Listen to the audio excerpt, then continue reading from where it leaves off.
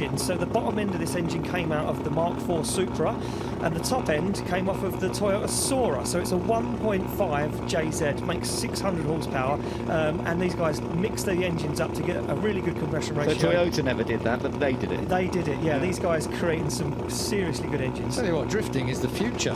I can see all disciplines taking a look at drifting, you know, from motorcycle riders and racers to car drivers. I know. Well, did he get that barrel, that first one? So this is the Japanese. Oh, look at that thing spring away there when it sat down. The back sat down and gripped and fired him forward. It's what you were talking about earlier on. Whoa! Well, he certainly got that light. Yeah, he certainly did. And his own. And we're going to have another one in a minute. Oh, I like this guy. I like this man. He's prop and another one. Go on, knock them all down. Why don't you? You did say that. Oh, yeah, I do. And a front one as well. Yeah, this is. What did you say a moment ago? Yeah, I mean, if you're going to go big. If you're going to go big, go big. And he knows he's in a really good show. And this is Tetsuya Hibino. The owner is the name on the screen. Yeah, and I this wondered is about that. Yeah, the Super Silhouette Silvia S15 with a Libertywalk body kit on it. Incredible. And as you just heard, as it comes past the commentary tower, a quad rotor, twin turbo, rotary engine, 1400 horsepower, and a Hibino. They like to call him the OG of drifting. Started drifting in 2008 in Japan in a Corolla AE86, and he became an absolute perfectionist of driving that car. And now drives this car in Japan, in Formula Drift Japan. And look at this. Wait for it. Absolutely putting on a show here at Foz. Gets the car all the way to the edge of the circuit and some.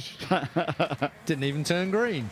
He certainly flattened the barrel, wasn't he? Yeah, we're going to need some more barrels, I think, over the course of this weekend. I did ask that question sure. when we started. When a track's so narrow, it just, with the kind of quality of closeness that you guys are going for, it's almost inevitable. Yeah, exactly that. It's inevitable. And these guys, like I say, they like to push the limit, and they're putting on a show this weekend. So they want to really express themselves and their driving style, which is what drifting's all about.